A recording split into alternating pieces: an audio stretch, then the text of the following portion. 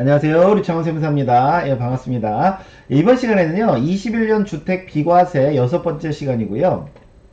즉시 비과세 받기 위해서 농가주택을 어떻게 하면, 어떻게 활용하면 되느냐, 이런 내용과 관련해서 한번 같이 살펴보도록 하겠습니다. 저희가 이제 농가주택 관련해서 좀 주의할 사항을 먼저 말씀드리면, 이제 농가주택이라 하면 이제 읍면지역에 소지하는 거겠죠. 읍면지역에 소지하는 걸 말씀드리는 거고요. 일단 기준시가를 1억 이하, 1억에서 3억, 3억 초과로 이렇게 구분을 했습니다. 그리고 이제 읍면지역이라도 조정지역에 있을 수 있어요. 그래서 조정, 비조정, 조정, 비조정 이렇게 구분했고요. 내가 집이 두 채 있는 상태에서 농가주택을 취득한다 그러면 세 번째 주택을 취득하는 거죠. 그렇기 때문에 1%, 그 1억 원 이하는 1%, 1억, 3주택을 취득할지라도 1%가 적용이 되고요. 1억 원 이하는요. 기준시가 1억 원 이하는. 그 다음에 이제 1억 이상부터는, 1억 초과부터는요. 조정은 세 번째 집이니까 12%, 비조정은 8%가 적용이 되겠죠. 그 다음에 저희가 그 읍면 지역에 소지할 때는 예전에 중과대상 주택수 따질 때 어떻다고 했죠? 기준시가 3억이 넘는 것만 그 주택 개수로 친다고 그랬죠? 개수로 친다고 그랬죠. 그 다음에 그러면 그 농가주택을 팔 때는 어떻게 되냐? 그 팔 때는 중과세가 되냐? 당연히 개수로 안 친 데들은 중과가 안 될 것이고요. 개수로 친 데들은 조정지역이면 중과가 되겠죠. 조정지역이 아니면 중과 배제고요. 그래서 예전에 저희 이런 거 배웠습니다. 우리 중과대상 따질 때 1단계는 개수를 먼저 치는 거예요. 조정대상 중과대상 주택 개수가 몇 개냐. 그래서 수도권 서울 경기 인천은 무조건 개수로 치고요. 광역시 무조건 보고 세정시도 무조건 개수로 치죠. 근데 군읍면 기타 시지역 같은 경우는 기준시가 3억 초과만 개수로 친다고 그랬죠. 3억 이하는 개수로 안 칩니다. 그러면 개수로 쳤다고 해서 무조건 중과가 아니라 뭐 수도권은 되게 조정지역이지만 조정 비조정, 광역시도 조정 비조정, 세종도 조정 비조정 이게 다 구분될 수 있죠. 개수로 쳤지만 그게 조정 대상 지역이면 그건 중과가 되는 거고요. 개수로 들어갔더라도 비조정에 있으면 중과 배제죠. 개수로 치는 거와 중과랑은 별개로 보셔야 돼요. 광역시도 마찬가지로 조정지역인 뭐 대전 같은 경우는 중과 대상일 거고 만약에 이제 조정지역 아닌 다른 광역시 같은 경우는 비조정이면 중과 배제입니다. 그 다음에 이제 뭐 마찬가지고요. 여기 이제 군읍면시인데 3억 이하다. 예를 들어서 천안시인데 3억 이하다. 3억 이하다. 그러면은 중과 대상 주택수로도 안 들어가고요. 저희 천안은 뭐 비조정이니까 중과 배제인데 설사 조정으로 묶여도 3억 이하 같은 경우는 중과 배제가 된다. 왜? 중과 대상 주택 개수로도 안 들어갔으니까 중과세도 없다. 이런 내용이죠. 그 다음에 여기 1억 이하가 그래 중과 배제야 이제 이렇게 생각하실 수 있는데 이거는 이제 군읍면일 경우가 이제 이렇다라는 거 중과 대상 주택수를 안 들어가니까 중과 배제란 내용이고요. 원래는 기준시가 1억 원 이하는요. 그 1억 원 이하는 2주택만 중과 제외입니다. 2주택만. 근데 그게 그 또 재개발 같은 경우 이런 경우는 또 중과예요. 1억 원 이하라도 재개발 지역에 있는 경우들은 1억 원 이하라도 중과 대상이고요. 근데 여하튼 2주택자의 경우는 기준시가 1억 원 이하는 중과 제외고 3주택은 중과입니다. 1억 원 이하라도 이거 오해하시면 안 돼요. 3주택자는요. 3주택 이상자들은 기준시가 1억 원 이하는 그 중과 대상이에요. 이거 오해 없으셔야 될 것이고요. 그러면 이제 실제 상담 사례인데 이 농가주택을 어떻게 활용하는지 한번 같이 살펴보도록 하겠습니다. 이분 같은 경우는 서울과 세종에 집이 한 채씩 있는데요. 하나는 2010년 7월에 취득하셨고요. 그러면은 이제 보유만 하시면 비과세가 될 것이고 세종도 16년 4월이네요. 이것도 뭐 나중에 비과세 받을 때 보유만 하면 되겠네요. 그 보유만 파리대책 전이니까요. 그러면 지금 이제 A 같은 경우는 양도세가 한 9,300 나오고요. B는 세종이 갑작스럽게 많이 이제 행정수도 얘기가 나와서 양도 차이가 커져서 이거를 빨리 비과세를 받고 싶으세요. 이분 같은 경우는. 그래서 A는 뭐 어차피 세금 좀 내고 B를 비과세 받는 게 이제 가장 좋겠다라고 생각하셔서 그렇게 계획을 하고 있었던 거예요. A는 세금 내고 팔고 B는 비과세 받으려고. 그런데 이제 여기저기 알아보니까 아이고 그거 안 됩니다. 이거 A 팔고요.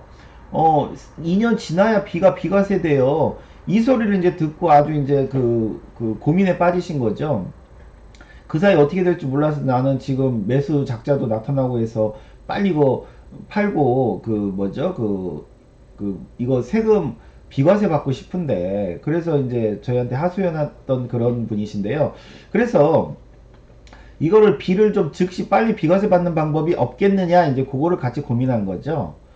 일단은 이제 다시 도식화해서 그 상담 사례를 보면 이렇죠. 서울, 세종 있었고 둘 간의 일시적 이주택 관계가 성립 안 하죠. 왜냐면은 이거 취득일로부터 3년 안에 팔아야 되는데 벌써 3년이 넘었으니까요. 그래서 이건 세금 내야 될 것이고요.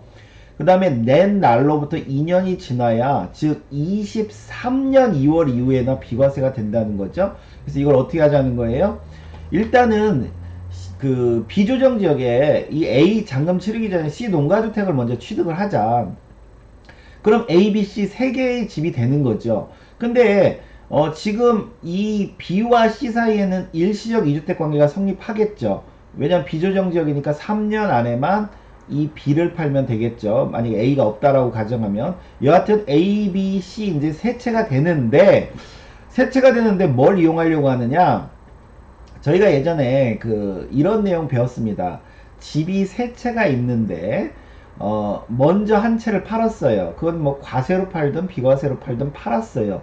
남은 두 주택이 일시적 2주택이라면 A를 팔 때도 본인 그 보유기간 따질 때 취득일부터 따지고 B를 팔 때도 본인 취득일부터 따진다. 요 내용을 배웠죠. 다시 집이 세 채가 있는데 하나를 팔았더니 일시적 2주택이 되더라. 그래서 두 집은 취득일부터 비과세를 따지면 된다. 그래서 이제 그거죠. 집이 C를 취득했더니 집이 세 채가 됐어요. 세 채가 돼서 A를 팔았더니 A를 이제 먼저 팔아야겠죠. C를 취득하고 나서 A를 팔았더니 B와 C가 일시적 2주택 관계가 성립하더라. 그러면 B를 팔 때는 본인의 취득일부터 기산을 하니까 A 팔고 즉시 팔아도 비과세가 가능하겠죠. 그래서 1단계가 일단은 농가주택을 취득을 하는 겁니다. 농가주택을. 그러면 저희가 이제 그러면 농가주택 뭐 이것도 뭐 돈 드는 건데 결국은 그래도 그 돈 드는 것보다 어떤 세법상의 효용이 이제 더 많다 이거죠. 일단은 가장 좋은 효용은 일단 비세종을 즉시 비과세 받을 수 있는 것이고요. 그 다음에 저희가 이제 앞서 배웠듯이 읍면지역에 있는 농가주택 기준시가 3억 원 이하는 뭐예요? 중과대상 판단할 때 주택수에서 제외한다고 그랬죠. 주택수에서 제외하면 중과도 안 되겠죠. 그 다음에 이제 그 A를 팔고 나서 이 B를 팔 때는 이 농가주택을 산 날로부터 3년 안에만 B를 팔면 비과세가 될 것이고 만약에 3년이 뭐 여차여차해서 3년이 지나면 어떻게 돼요? 3년이 지났더라도 저희가 농가주택 특례 규정이 있죠. 뭐예요? 이런 거죠. 농가주택이 있고 일반주택이 있을 때 일반주택을 비과세를 이제 받기 위해서는 이런 요건을 만족해야 된다. 즉 농가주택이 2003년 8월 1일부터 2020년 12월 31일까지 취득했어야 되고 3년 이상 보유해야 됩니다. 농가주택. 요 기간은 계속해서 매년 늘어났습니다. 매년. 그 다음에 이 순서가 중요하다고 그랬죠. 반드시 일반주택을 먼저 취득하고 농가주택을 취득해야 됩니다. 즉 결국은 1회밖에 안 된다는 얘기죠. 순서가 있으니까. 그 다음에 농가주택은 취득 당시 투기지역이나 토지거래 허가구역 도시지역이 아니어야 되고요. 200평 이내야 되고요. 단 중요한 요건이 있죠. 기준시가 2억 원 이하야 됩니다. 그 다음에 이제 일반주택이 소재한 붙어 있는 데에서 사면 안 된다는 거고요. 근데 기준시가 2억 원 이하의 농가주택이어야 됩니다. 그래서 내가 만약에 그 농가주택을 샀는데 기준시가가 2억에서 3억 사이에요. 그러면 이 농가주택 특례 규정이 또 적용이 안 될 수도 있습니다. 기준시가가 2억이 넘기 때문에. 그럴 때는 당황하지 마시고 나중에 그 세종거 팔 때 이 농가주택 건물만 하면 이거 얼마 안 돼요. 그래서 이 건물만 별도 세대인 뭐 자녀나 아니면 부모님에게 잠깐 뭐 증여가 됐든 뭐 건물만 그 등기 이전하면 그 본인 소유 주택 세종은 비과세가 또 가능합니다. 그렇지만 이런 효용도 있지만 어찌됐건 간에 농가주택이라는 새로운 집을 사야 되니까 추가 지출이 발생하고요. 그 다음에 또 1억 원이 넘는다라고 하면은 비조정 지역은 8%, 조정 지역은 12%라는 취등록세가 추가로 늘어날 수도 있겠죠. 그리고 이 농가주택 관련해서요, 이 귀농과 관련된 규정도 있습니다. 귀농. 즉, 내가 농가주택 하나 샀고 일반주택 있어서 이렇게 집이 한 채씩 있는데, 물론 이제 농가주택은 200평 이내야 되고요. 근데 이제 이건 귀농이다 보니까 반드시 땅을 사야 됩니다. 추가로 땅. 즉, 그 1000제곱미터 이상, 땅을 사서 거기 농지를 취득하고 3년 이상 거주를 해야 돼요. 그래서 귀농에서 3년 이상 거주 및 영농에 종사해야 되고, 그 다음에 그 귀농주택을 취득하고 나서 5년 내 일반주택을 양도하면 그러면 물론 세대전환이 다 가야겠죠. 그러면 일반주택도 비과세 해주겠다. 요 규정과 요 규정 틀린 거는 요거는 이제 그 일단은 농지를 취득해야 되겠죠. 귀농이 요건이니까. 그래서 즉시 비과세를 받기 위해서 저희가 이제 이 공식 2를 이용하기 위해서 일시적 주택을 농가주택을 한번 취득하는 것도 고민해 보자 요런 내용이죠. 뭐 시골에 아직도 그 싼 농가주택들은 많이 있으니까요.